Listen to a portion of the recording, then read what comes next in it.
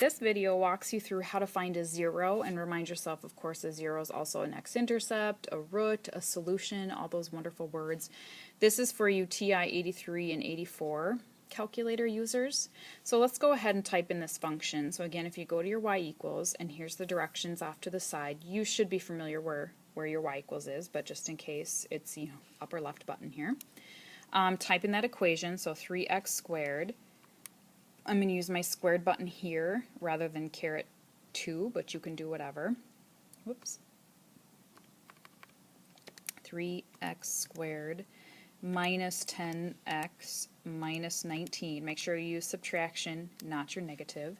Press enter and it'll save that function in your y equals for you. Okay, then very much like when you're finding max and mins, you can zoom, do a standard window. Okay, so I'm going to start there. So if I go zoom and then 6 for a standard window, I see my quadratic, it's opening up, which it should be because my a is positive. I don't see my minimum, but I know it's down here. However, to find my x-intercepts, I don't really care about my min, so I'm not going to adjust my window. But from here, if you don't see what you want to see, hence, again, I want to see my x-intercepts, and I do, then you would go to your window, right, here, and adjust things as needed.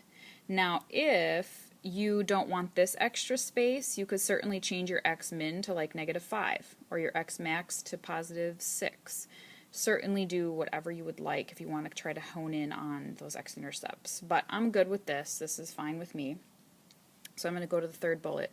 So from my graph, I'm going to go second trace, which you're familiar with.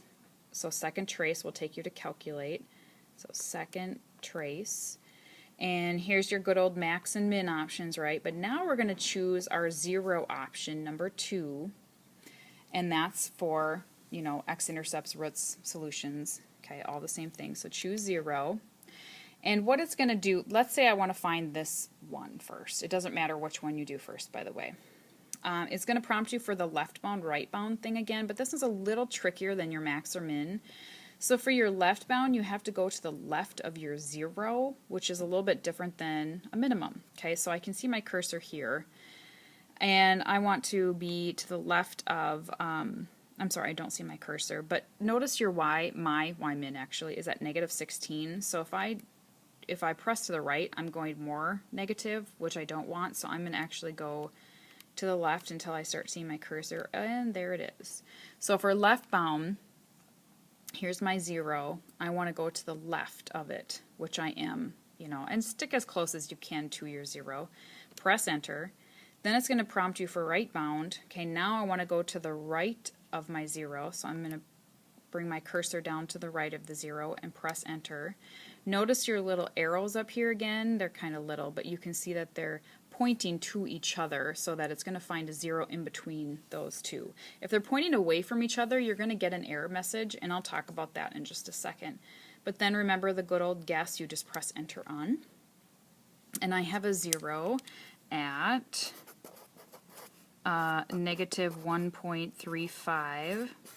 Every once in a while, by the way, your y-coordinate won't say exactly 0. It might say something like 1.2 e to the -19 or something like that. Well, that's essentially 0. So if that ever happens to you, don't be alarmed. Every once in a while, it just can't quite pinpoint that that's actually 0. If you get an error message, that's down here. Remember, this is all on Moodle. If you get an error message, then you did your left and right. Sorry, it's not lower and upper. That's for the 89 calculators. You did your left and right bounds backwards, and you probably don't remember how you did it, but then just know that you have to go back and retry. Now if you want to do the other 0, do the same thing again. So go second trace, choose 0, get your cursor over to that 0, and there we are. Okay, so for left bound, now because it's going up, my left bound is actually below that 0, press enter. Right bound is actually above that 0, press enter. Arrows are pointing to each other, that's good. Press enter on guess. And my other 0 is at 4.685, and that is how you find zeros.